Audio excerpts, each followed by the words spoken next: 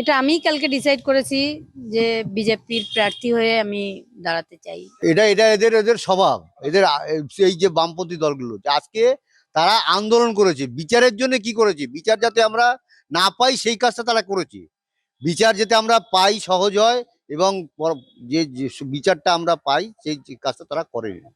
এখনো এখনো তারা বিরোধিতা করে যাচ্ছে এবং বাধা দিয়ে যাচ্ছে বিচার যাতে আমরা না পাই। যেদিনকে প্রথম গাড়ি আটকেছিলাম সেদিনকে জানতাম না যে ভেতরে যে ডেড বডিটি ধর্ষিতা হয়ে খুন হয়ে পড়েছিল সেটি কোন রাজনৈতিক দলের। যদি মেয়ের বিচার চাইতে হয় এমন একটা শিবিরে যেতে হবে তাকে যেখান থেকে বিচার পাওয়া যায়।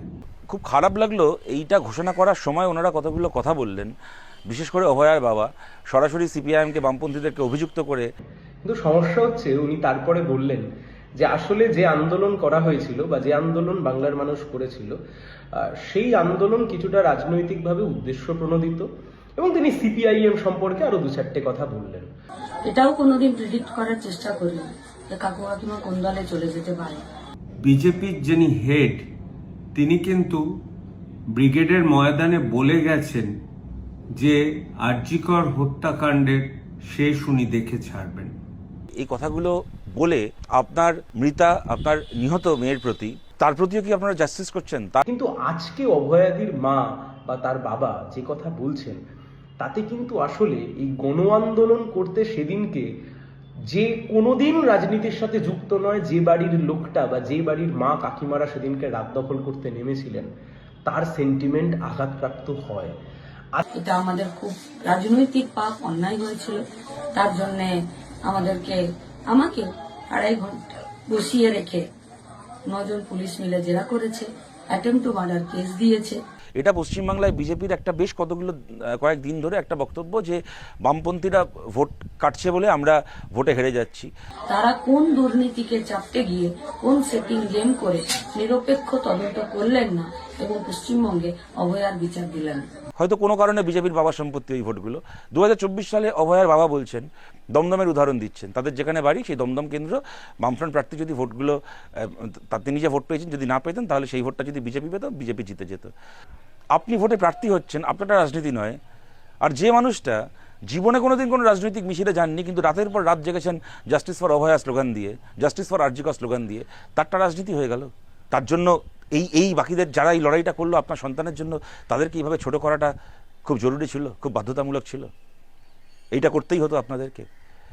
দেশ যে কোনো ব্যক্তি যে কোনো রাজনৈতিক দল জয়েন করতে পারেন, ভোটে দাঁড়াতে পারেন, এটা তাদের অধিকার। একেবারে বিস্ফোরক অভিযোগ তুলছে যে রাজনৈতিকভাবে আপনারা তার মেয়ের বিচার চাননি, রাজনৈতিক স্বার্থে সেটাকে ব্যবহার করার চেষ্টা করছেন।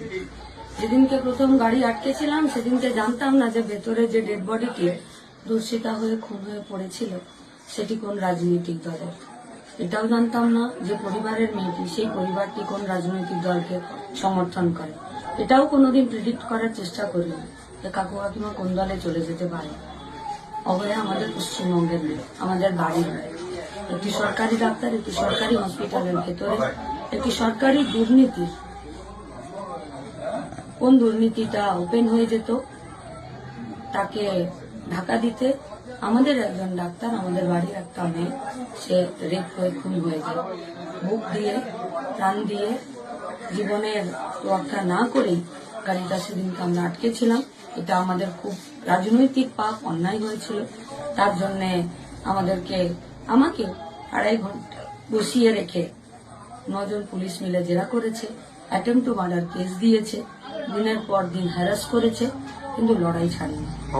জানি না সিবিআই যে বিজেপি পরিচালনা করে, যা কেন্দ্রীয় সরকারের পরিচালিত একটি ইনভেস্টিগেশন টিম, যে কেন্দ্রের সরকারটা বিজেপি পরিচালনা করছে, তারা কোন দুর্নীতিকে চাপতে গিয়ে কোন সেটিং গেম করে নিরপেক্ষ তদন্ত করলেন না এবং পশ্চিমবঙ্গে অভয়ার বিচার দিলেন।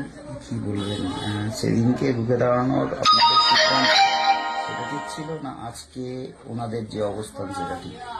চিরকালের জন্য যে কোনো অন্যায়কে রুখে দেওয়ার জন্য আমাদের যা লড়াই, সেই লড়াই একদম ঠিক ছিল। কালকেও যদি এই ধরনের কোনো অন্যায় ঘটে, কোনো দল মত রাজনৈতিক রং আমরা দেখব না, একইভাবে বুক দিয়ে আগলে রাখবো। ওনারা গেছে, ওনাদেরকে শুনেছি। এই সিদ্ধান্তে কি আপনি একটু হলেও ব্যক্তিবিনা কি একটু ব্যথিত? আপনাদের কি আমার এই কথা শুনে মনে হয়েছে? অবয়া গোটা পশ্চিমবঙ্গের, গোটা ভারতবর্ষে বিদেশের মানুষেরাও অবয়ার বিচারের দাবিতে গলা তুলেছিল। গোটা পশ্চিমবঙ্গের সাধারণ মানুষ অবয়ার বিচারের জন্য কথা তুলেছিল। অভয়ের মার বিরুদ্ধে যারা কথা বলছেন যে কেন উনি বিজেপির হয়ে দাঁড়াচ্ছেন, তাদের উদ্দেশ্যে একটা বলতে চাই যে একমাত্র মেয়েকে কারা খুন করেছে? তৃণমূল খুন করেছে, তৃণমূল আশ্রিত গুন্ডারা খুন করেছে। কোন জায়গায় খুন করেছে? একটা মেডিকেল কলেজে, এবং সেখানে কর্মরত অবস্থায়, যেটা পশ্চিমবঙ্গ কেন কোথাও হয়নি। গণ আন্দোলনের রূপ আমরা দেখেছি। আমি বেশ কিছুদিন অভয় আন্দোলনের সামনের দিকে ছিলাম, কিন্তু আস্তে আস্তে বুঝতে পারছিলাম এই আন্দোলনটা, গণ আন্দোলনকে টেনে নিয়ে যাওয়ার পেছনে যে ভূমিকাটা থাকার দরকার, সেই ভূমিকাটা ছিল না। এটা অনেকটা ডাক্তারদের নিজস্ব পাওয়ার আন্দোলন হয়ে গিয়েছিল। আর আজকে যখন উনি দাঁড়িয়েছেন অভয়ের মা তার মৃত মেয়ের বিচারের জন্য, আমি তাকে সম্পূর্ণ সমর্থন করি। কারণ যদি পশ্চিমবঙ্গে ক্ষমতায় আসে, এখন ক্ষমতা একমাত্র বিজেপি পাবে। আর বিজেপির যিনি হেড, তিনি কিন্তু ব্রিগেডের ময়দানে বলে গেছেন যে আরজিকর হত্যাকাণ্ডের শেষ উনি দেখে ছাড়বেন। সুতরাং যদি মেয়ের বিচার চাইতে হয়, এমন একটা শিবিরে যেতে হবে তাকে যেখান থেকে বিচার পাওয়া যায়। তবে এক্ষেত্রে অন্য কাউকে দোষারোপ উনি করবেন কি করবেন না, এটা ওনার ব্যাপার। প্রত্যেকের ব্যক্তিগত স্বাধীনতা আছে, কেউ কারোর পার্টির কেনা সম্পদ নয়। এটা যারা যত তাড়াতাড়ি বুঝবেন, তত তাড়াতাড়ি তাদের উন্নতি হবে। বাবা মা জানিয়েছেন তারা পানিহাটিতে বিজেপির পক্ষ থেকে ভোটে প্রার্থী হবেন। দেখুন, এর মধ্যে কোনো অন্যায় নেই। কারোর এটা শুনে ভালো লাগবে, কারো খারাপ লাগবে, সেটা অন্য কথা, কিন্তু এর মধ্যে কোনো অপরাধ নেই, এটা ওনাদের অধিকার।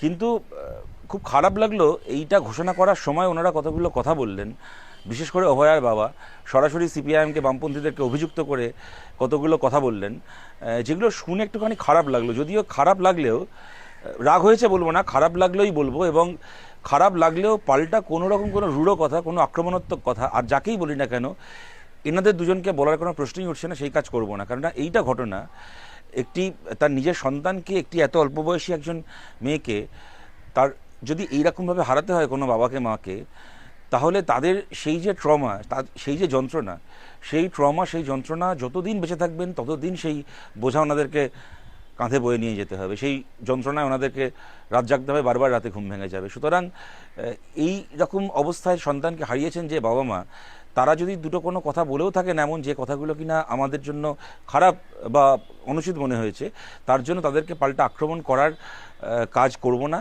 সেইটা করাটা আমাদের উদ্দেশ্য নয়। কিন্তু হাত জোর করে অভয়ের বাবা মাকে অনুরোধ করছি যে রাজনীতি করবেন, করুন, কিন্তু এই কথাগুলো কি না বললেই নয়। এই কথাগুলো বলে আপনার মৃতা, আপনার নিহত মেয়ের প্রতি, তার প্রতিও কি আপনারা জাস্টিস করছেন? তার প্রতি যে অন্যায় হয়েছিল, যে অপরাধ হয়েছিল, সেই অপরাধের বিরুদ্ধে যারা লড়াই করেছিল, তাদের কি এটাই প্রাপ্য ছিল আপনাদের কাছ থেকে? দেখুন, একটা রাজনৈতিক দলে জয়েন করেছেন, সেই রাজনৈতিক দলের যে রাজনৈতিক বক্তব্য, সেই বক্তব্য এখন আপনাদেরকে বলতেই হবে। এটা পশ্চিমবাংলায় বিজেপির একটা বেশ কয়েকদিন ধরে একটা বক্তব্য যে বামপন্থীরা ভোট কাটছে বলে আমরা ভোটে হেরে যাচ্ছি। যেন পশ্চিমবাংলার মানুষের বা পশ্চিমবাংলার তৃণমূল বিরোধী মানুষের ভোটগুলো বিজেপির বাবা সম্পত্তি, বিজেপি ছাড়া আর কারুর সেখানে কোনো দাবি থাকতে পারে না। অন্য কোনো দল সেই ভোট পেয়ে থাকলে তার মানে আমরা ভোট কাটছি, আমরা ভোট পাচ্ছি না, আমরা ভোট কাটছি। যে ভোটগুলো বিজেপি পাচ্ছে সেগুলো ওরা পাচ্ছে। যে মানুষ বিজেপিকে ভোট দিচ্ছেন সেই ভোটগুলো বিজেপি পাচ্ছে, আর যে মানুষ আমাদেরকে ভোট দিচ্ছেন সেই ভোটগুলো আমরা কাটছি। একই দেশ, একই সংবিধান, সেই সংবিধান মানে বিজেপিও রাজনীতি করে, আমরাও রাজনীতি করি, কিন্তু ওদেরটা পাচ্ছি, আমাদেরটা কাটছি। হয়তো কোনো কারণে বিজেপির বাবার সম্পত্তি ওই ভোটগুলো তারা পেয়েছেন, এটা বিজেপি বলার চেষ্টা করে এবং নানা রকম একটা ছেদ কথা যে কেন্দ্র ধরে 2021 সালের হিসেব দেখিয়ে বলছে যে এই কেন্দ্রে আমরা এত ভোটে হেরেছি, বামফ্রন্ট ওখানে এত ভোট পেয়েছে, সিপিএম প্রার্থী ওখানে অত ভোট পেয়েছে, ওরা যদি অত ভোট না পেতো তাহলে এই কেন্দ্রে আমরা জিতে যেতাম। দেখলাম অভয়ের বাবাকেও দেখলাম সজল ঘোষের উদাহরণ দিতে। আচ্ছা, আমি বলছি কসবাতে 2016 সালে যে আমরা পরাজিত হয়েছিলাম, 2016 সালে আমরা হেরেছিলাম 10,500 ভোটে, বিজেপি পেয়েছিল আমার যদ্দূর মনে পড়ছে 17,500 ভোট। কোনোদিন এই কাঁদুনি গাইতে যায়নি যে বিজেপি কেন এই ভোটগুলো পেলো, বিজেপি ভোটটা পেলো বলে আমরা হেরে গেলাম, না বিজেপির প্রার্থী না থাকলে আমরা জিততাম। বলতে যাইনি, তার কারণটা হচ্ছে আমি জানি ভাই ভোটে প্রতিদ্বন্দ্বিতা করছি আমরা, লড়লে নিজের জোরে লড়তে হবে, জিতলে নিজের দমে জিততে হবে। যদি নিজের দমে তৃণমূলের থেকে বেশি ভোট না পাই সেক্ষেত্রে হেরে যাব। তার জন্য অন্য দল, একটা সাংবিধানিক অধিকার রয়েছে বিজেপির, এসইউসিআর অধিকার রয়েছে, কংগ্রেসের অধিকার রয়েছে, প্রত্যেকের অধিকার রয়েছে ভোটে দাঁড়ানোর। ভোটে দাঁড়াবেন, তাকে যদি মানুষ ভোট দেয় ভোট দেবেন, যিনি ভোট দেবেন না দেবেন না। তার জন্য আমরা কাটছি, এই করছি, সব কথার মানেটা কী আছে? আমি তো কখনো বলতে যাইনি যে আমি ভোটে জিতে যেতাম যদি না কোনো ওরা যদি বিজেপি যদি ভোটগুলো না কাটতো। এরকমভাবে 2016 সালে আমরা একটার পর একটা কেন্দ্র এরকমভাবে বলে যেতে পারি। কিন্তু এইগুলো তো এই যে আজকে আমি বলছি 2024 সালে অভয়ার বাবা বলছেন, দমদমের উদাহরণ দিচ্ছেন, তাদের যেখানে বাড়ি সেই দমদম কেন্দ্র বামফ্রন্ট প্রার্থী যদি ভোটগুলো তিনি যে ভোট পেয়েছেন যদি না পেতেন তাহলে সেই ভোটটা যদি বিজেপি পেত, বিজেপি জিতে যেত। প্রথম কথা হচ্ছে বামফ্রন্টের প্রার্থী না থাকলে সেই সব ভোট যে বিজেপি পাবে এটাই বা কোথায় ঠিক হয়েছে আমি জানি না। তর্কের ক্ষেত্রে যদি ধরেও নি, আচ্ছা মুর্শিদাবাদে মোহাম্মদ সেলিম যে হারলেন, বহরমপুরে যে অধীর চৌধুরী হারলেন, বিজেপি তো সেখানে জিতল না, কিন্তু বিজেপি যে ভোট পেয়েছিল মুর্শিদাবাদে, বিজেপি প্রার্থী যে ভোট পেয়েছিল গৌরীশঙ্কর ঘোষ, সেই ভোটগুলো বিজেপি না পেলে যদি সেই ভোট যদি কংগ্রেস প্রার্থী কি বামফ্রন্ট প্রার্থী পেতেন তাহলে অধীর চৌধুরী জিততেন, মোহাম্মদ সেলিম জিততেন। তাহলে কোনোদিন শুনেছেন মোহাম্মদ সেলিমকে, অধীর চৌধুরীকে এই ছিচকাদুনেপনা করতে যে বিজেপি কেন ভোট পেলো তাই আমি ভোটে হেরে গেলাম? রাজনীতি করতে হলে নিজের দমে করতে হবে। অন্যের কাঁধে বন্দুক রেখে খাটিয়ায় বসে অন্য লোক আমাকে কাঁধে করে বয়ে নিয়ে যাবে আর আমি অন্যের কাঁধে চড়ে সিংহাসনে গিয়ে বসবো, এই সমস্ত ছলচাতুরি করে রাজনীতি করা যায় না।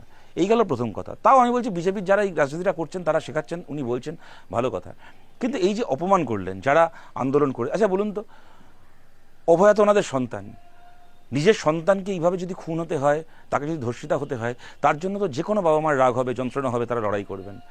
কিন্তু কলতান তো চিন্তাও না অভয়াকে, কিন্তু কলতান অভয়ার জন্য আন্দোলন করতে গিয়ে জেল খেটেছিল। আজকে গোটা পশ্চিমবাংলায় আমাদের দুর্গাপুর থেকে শুরু করে আমাদের কোচবিহার থেকে শুরু করে গোটা বাংলায় আমাদের একাধিক কর্মীকে অভয়ার ওই আন্দোলনে অংশগ্রহণ করার জন্য মিথ্যে মামলায় জেল খাটতে হয়েছে গোটা বাংলাতে। এবং সবাই সিপিআইএম ছিলেন না, আমাদের পার্টির বাইরেও নকশালপন্থী বহু মানুষজন যারা স্বাধীন গণতান্ত্রিক রাজনীতি করেন, হয়তো ব্যক্তি রাজনীতি করেন, তারা কেউ হয়তো সেই অর্থে কোনো দলীয় রাজনীতির মধ্যে নেই, এরকম মানুষজন এবং কোনোদিন কোনো রাজনীতির সঙ্গে সম্পর্ক নেই এইরকমও কোটি কোটি মানুষ, বিশেষ করে মহিলারা, তারা রাস্তায় নেমে এসেছিলেন। তারা সবাই ধান্দার জন্য করেছিলেন, তারা সবাই রাজনীতির জন্য করেছিলেন। আপনি ভোটে প্রার্থী হচ্ছেন, আপনারটা রাজনীতি নয়। আর যে মানুষটা জীবনে কোনোদিন কোনো রাজনৈতিক মিছিলে যাননি কিন্তু রাতের পর রাত জেগেছেন জাস্টিস ফর অভয়া স্লোগান দিয়ে, জাস্টিস ফর আরজিকর স্লোগান দিয়ে, তারটা রাজনীতি হয়ে গেল, তারটা অপরাধ হয়ে গেল। আপনাকে ফোন করে বলা হয়েছিল, আপনাদেরকে ফোন করে বলা হয়েছিল সরকারের পক্ষ থেকে যে আপনার মেয়ে নাকি আত্মহত্যা করেছে, সুইসাইড করেছে। বলতে খারাপ লাগছে, আজকে অবধি হয়তো আপনারা জানতেন যে আপনাদের মেয়ে আত্মহত্যাই করেছে, যদি না সেদিন মীনাক্ষী, কলতান এবং ডক্টর সুবর্ণ গোস্বামী সহ বাকিরা সেদিন ওই মৃতদেহের গাড়িটাকে না আটকাতো, যদি পোস্টমর্টমে বাধ্য না করতো। আপনাদেরকে ফোন করে যেটা বলা হয়েছিল, যে মিথ্যে কথাটা বলা হয়েছিল সরকারের পক্ষ থেকে, আজ অবধি হয়তো সেই মিথ্যেটাকেই সত্যি বলে আজ অবধি হয়তো নিজের মেয়ের ছবির সামনে দাঁড়িয়ে কাঁদতেন এইটা বলে যে হ্যাঁ রে মা, তুই আত্মহত্যা করলি কেন, তোর মনে কী কষ্ট ছিল, এত বড় শাস্তি কেন আমাদেরকে দিলি। হয়তো আজ অব্দি নিজের মেয়ের ছবির সামনে দাঁড়িয়ে চোখের জল ফেলে মেয়েকেই অনুযোগটা করতেন, জানতেও পারতেন না যে ছবির ওভার থেকে আপনার মেয়ে বলছে যে বাবা মা বিশ্বাস করে আমি আত্মহত্যা করিনি, আমাকে ওরা মেরে ফেলেছিল, জানতেও পারতেন না যদি সেদিন মীনাক্ষী, কলতান, সুবর্ণ গোস্বামীরা না থাকতো। আজকে তারা অপরাধী হয়ে গেল। আপনি ভোটে দাঁড়াচ্ছেন, রাজনীতি করছেন, আপনাকে শুভেচ্ছা। তার জন্য এই বাকিদের যারা এই লড়াইটা করলো আপনার সন্তানের জন্য, তাদেরকে এইভাবে ছোট করাটা খুব জরুরি ছিল, খুব বাধ্যতামূলক ছিল, এইটা করতেই হতো আপনাদেরকে। আমাদের মনে নেই, আজ থেকে কয়েকদিন আগে, 2 মাস হার্ডলি হয়েছে, আপনারা মিডিয়ার সামনে বলেছেন শুভেন্দু অধিকারী আমাদেরকে একটা প্রস্তাব দিয়েছিল, আমরা সবাই জানি কি প্রস্তাব, ভোট প্রস্তাব দেওয়াই ছিল। তখন থেকে বিজেপি আপনাদেরকে বলেছিল ভোটে প্রার্থী হতে। শুভেন্দু অধিকারী আমাদের একটা প্রস্তাব দিয়েছিল, আমরা সেই প্রস্তাবে রাজি হইনি বলে শুভেন্দু অধিকারী এখন আর ফোন করে না, কোনো যোগাযোগ রাখে না। আপনি বলেছিলেন, অভয়ের বাবা বলেছিলেন মিডিয়ার সামনে, ওনার স্ত্রী অভয়ের মা তখন পাশে দাঁড়িয়েছিলেন। যখন ভারতের প্রধানমন্ত্রী মোদি কলকাতায় এসেছিলেন সভা করতে, অমিত শাহ এসেছিলেন, শুভেন্দু অধিকারীরা চেষ্টা করেছিলেন তাদের কাছে নিয়ে যেতে, দেখা করাতে। সিবিআই যখন তদন্তটাকে নিয়ে ছেলে খেলা করছে, সমস্ত অপরাধীকে আড়াল করছে, সঞ্জয় রায় ছাড়া বাকিরা সবাই বেঁচে যাচ্ছে। মোদী অমিত শাহ দেখা করেননি আপনাদের সাথে, আপনারা আক্ষেপ করেছিলেন যে আমাদের সঙ্গে দেখা করলো না প্রধানমন্ত্রী অমিত শাহ। যারা দেখা করলো না তারা এখন ভালো হয়ে গেল, তারা আপনাকে ভোটে প্রার্থী করেছে বলে। আর যারা আপনার মেয়ের জন্য লড়াই করলো, রাতের পর রাত জাগলো, পুলিশের মার খেলো, যে ডাক্তারগুলো এইখান থেকে ওইখান থেকে সেইখান ট্রান্সফার হয়ে গেল, অনশন করলো, গোটা পুজো লোকে আনন্দ করছে, আলোয় ঘুরছে, আর কতগুলো ডাক্তার, কতগুলো তরুণ ছেলে মেয়ে তারা না খেয়ে রাস্তায় বসে আছে, হাসপাতালে যাচ্ছে, ট্রান্সফার করে দিচ্ছে সরকার। আজ অব্দি তারা আপনার মেয়ের নামে অভয়া ক্লিনিক চালাচ্ছে, তারা আজকে খারাপ হয়ে গেল। আমরা ভুলে গেছি সেই সময়। আজকে বলতে গেলে অনেক কথা চলে আসে। বিকাশ ভট্টাচার্য প্রথম সেই মামলা করলেন এবং নিশ্চিত করলেন যে আপনাদের মেয়ের ট্রায়াল, সিবিআই তদন্ত হবে, ট্রায়াল হবে। তারপরে কেউ একটা আপনাদেরকে গিয়ে বোঝালো, এই বিজেপির লোকজন, যে বিকাশ ভট্টাচার্য মামলাটা যেহেতু এখন সুপ্রিম কোর্টে হচ্ছে, বিকাশ ভট্টাচার্য হাইকোর্ট, কলকাতা হাইকোর্টের খুব বড় উকিল, কিন্তু সুপ্রিম কোর্টে নাকি ভালো করে লড়তে গেলে সুপ্রিম কোর্টের উকিল লাগবে, বিকাশ ভট্টাচার্যকে দিয়ে হবে না। আপনারা মামলাটা ওকালতনামা ফেরত নিয়ে বিকাশ ভট্টাচার্যের বদলে অন্য কয়েকজন উকিল, সুপ্রিম কোর্টের তথাকথিত ইন্দিরা জয় সিং এবং আরও কয়েকজন বোধহয় ছিলেন, আমার নামগুলো সবার মনে পড়ছে না, ইন্দিরা জয় সিং ছিলেন, আপনাদেরকে বোঝালো কিছু লোক যে তারা সুপ্রিম কোর্টের উকিল, তাই তারা ভালো করে মামলাটা করতে পারবে। বিকাশ ভট্টাচার্য হাইকোর্টের উকিল, ওনার দৌড় হাইকোর্ট অব্দি, উনি সুপ্রিম কোর্টে করতে পারবেন না, তাই মামলাটা তাদেরকে দিয়ে করাতে হবে, বিকাশ ভট্টাচার্যের হাত থেকে নিয়ে নিতে হবে। করলেন। একটা কোনো নেতিবাচক কথা কেউ বলেনি বামপন্থীদের সেই দিন। বিকাশ ভট্টাচার্য নিজে বলেছিলেন যে এটা সে মেয়েটির বাবা মার ইচ্ছা, স্বাধীনতা, তারা যদি মনে করেন, তারা যেটা ভালো বুঝবেন তারা করুন। কি পরিণতি হলো? ওই সুপ্রিম কোর্টে মামলা করে বিকাশ ভট্টাচার্যরা ডিএটাকে আদায় করে আনলেন। আর সুপ্রিম কোর্টে তথাকথিত সুপ্রিম কোর্টের উকিলরা কি করলেন সেই মামলাটাকে নিয়ে আজ আমরা কেউ জানি না কোনোদিন আর কোনো ন্যায় বিচার অভয়ার ঘটনায় হবে কিনা।